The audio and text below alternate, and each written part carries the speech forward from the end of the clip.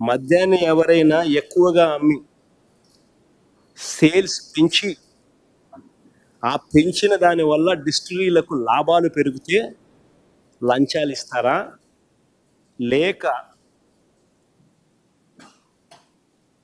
Sales తగ్గిపోయి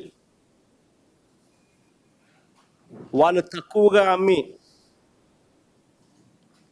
ట్యాక్సుల రూపేణా వారి మీద బాధి దానివల్ల సేల్స్ తగ్గి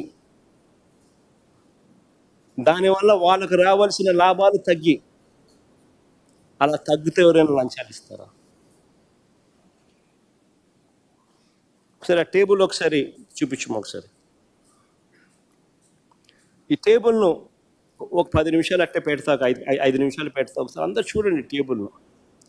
2018 నుంచి 2019 మధ్య చంద్రబాబు చివరి సంవత్సరం ఒకసారి గమనిస్తే 3,84,00,00,000 కోట్ల 3.84 కోట్ల కేసులు లిక్కర్ అమ్మకాలు జరిగితే బేర్ అమ్మకాలు 2.77 కోట్ల కేసులు. ఆ 5 సంవత్సరాల చంద్రబాబు నాయుడు గారి పాలనను ఒక్కసారి చూడండి. 2014 నుంచి 2019 దాకా లిక్కర్ సేల్స్ ఎలా ప్రతి సంవత్సరం పెంచుకుంటూ పోయాడో ఒక్కసారి గమనించండి.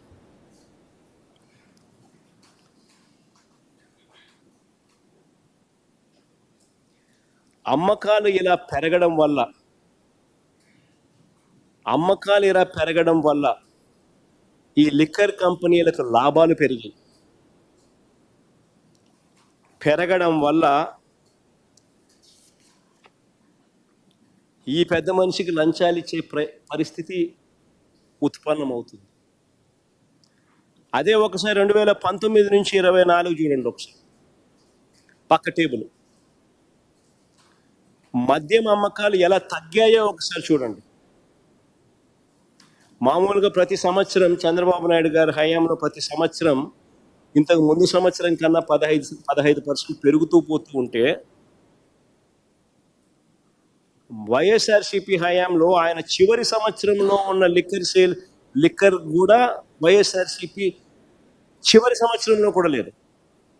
పెరగాల్సింది పోయి ఎలా తగ్గిందో చూడండి ఒకసారి. లిక్కర్ సేల్స్ తగ్గాయి. ఎందుకు తగ్గాయి?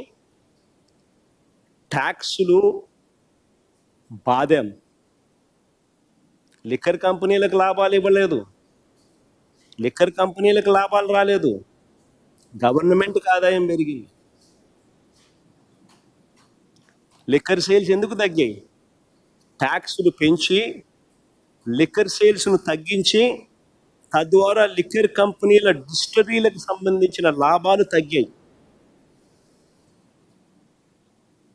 లిక్కర్ సేల్స్ తగ్గాయి, ట్యాక్సులు పెంచి లిక్కర్ సేల్స్ను తగ్గించి తద్వారా లిక్కర్ కంపెనీల డిస్టిలరీల లాభాలు తగ్గించి రాష్ట్రానికి ఆదాయాలు తీసుకొచ్చాం.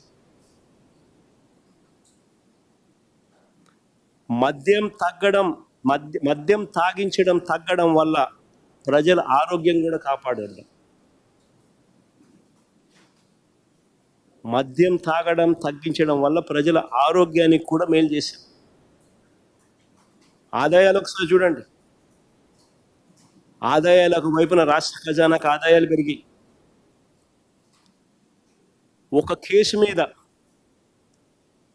కేసు మీద వైఎస్ఆర్సీపీ ప్రభుత్వ హయాంలో ఒక కేసు మీద రాష్ట్ర ప్రభుత్వానికి వచ్చిన ఆదాయం ఎంత అని చూస్తే 5,649 రూపాయలు ఒక కేసు మీద రాష్ట్ర ప్రభుత్వానికి వచ్చిన ఆదాయం వైఎస్ఆర్సీపీ హయాంలో.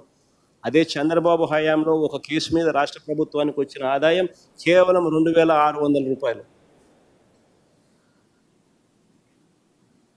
తేడా చూడండి.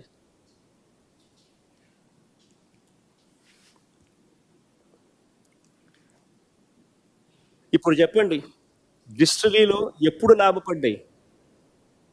అందరిని అడుగుతా ఉన్నాను, డిస్టిలరీలు ఎప్పుడు లాభపడ్డాయి? ఎవరి హయాంలో వాళ్ళకి లాభాలు పెరిగాయి?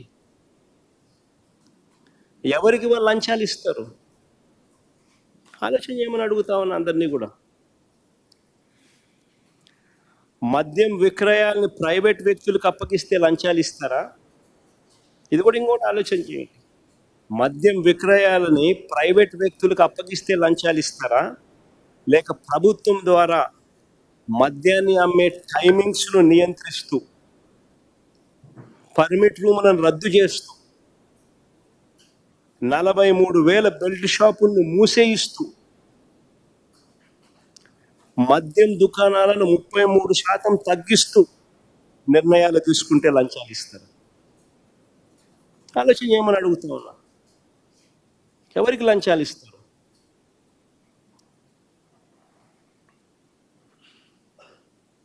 మా ప్రభుత్వ హయాంలో లాభ ఆపేక్ష లేకుండా లిక్కర్ అమ్మకాలను ప్రభుత్వమే చేసింది, లాభాపేక్ష ఉండకూడదని. కానీ గతంలో ఎప్పుడూ కూడా చంద్రబాబు గారు లిక్కర్ వ్యాపారం అంతా మొత్తం తన ప్రైవేట్ మాఫియా చేతిలో పెట్టి నడిపించాడు. షాపుల కోసం ఇతరులు ఎవరూ కూడా దరఖాస్తు చేయొద్దని బెదిరింపులకు దిగారు. అవునా కాదా? ఆలోచన చేయమని అడుగుతున్నాను. లిక్కర్ షాపుల్లో మన టెండర్ మన దరఖాస్తులు పిలిచినారు. ఏ రకంగా జరిగాయి? మంత్రులు, ఎమ్మెల్యేలు, పోలీసులు ఏ రకంగా బెదిరించారు? మనం అందరం చూసాం. ఎవరు షాప్ పెట్టినా కానీ 30% కమిషన్ వాళ్ళకి ఇచ్చేలా గేమ్ ప్లాన్ చేశారు. ప్రతి లిక్కర్ షాప్కు పర్మిట్ రూమ్ పెట్టారు. ప్రతి ఊళ్ళో, ప్రతి వీధి చివర, ప్రతి గుడి చివర, ప్రతి బడి పక్కనే లెఫ్ట్, రైట్, సెంటర్ బెల్ట్ షాపులు కనిపిస్తూ ఉన్నాయి. ఈ బెల్ట్ షాపులు, ఈ షాపులు ఏ టైంలో అయినా అందుబాటులో ఉన్నాయి. తెల్లవారుజామున 5 గంటలకు పోయినా షాపులు మందు షాప్ తెరిచి ఉంటుంది.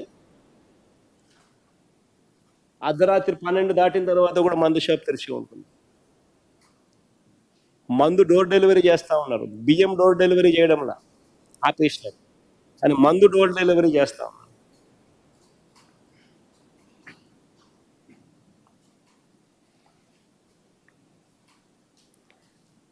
ఈ ప్రతి షాపులో కూడా ఎంఆర్పి కన్నా కనీసం 20-30 రూపాయలకి ఎక్కువ రేటుకి అమ్ముతా ఉన్నారు. ప్రతి ఊళ్ళో చూసుకోండి. గుడి పక్కకి వెళ్ళండి, బడి పక్కకి వెళ్ళండి, వీధి చివరికి వెళ్ళండి. ఆ బెల్ట్ షాప్లో రేట్ ఎంత అని ఒకసారి చూసుకోండి. ఎంఆర్పి కన్నా 20 రూపాయల, 30 రూపాయల ఎంతకి ఎక్కువ అమ్ముతున్నారో మీరే చూసుకోండి.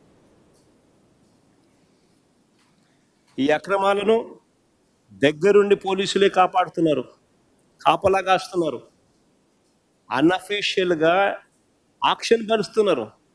బెల్ట్ షాపులు ఎవరు నడపాలా అని చెప్పి అన్అఫీషియల్గా ఆక్షన్స్ 2 లక్షలు 3 లక్షలకు గ్రామాలలో పోటీ పడుతున్నారు.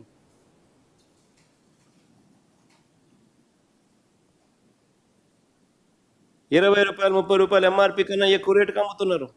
దగ్గరుండి పోలీసులు అమ్మిస్తున్నారు. ఈ డబ్బంతా కింద నుంచి పై వరకు వీళ్ళే పంపకాలే. ఒకవైపున ఈ పంపకాలు ఇలా మాదిరిగానే పంపకాలు పంచుకోవడమే కాకుండా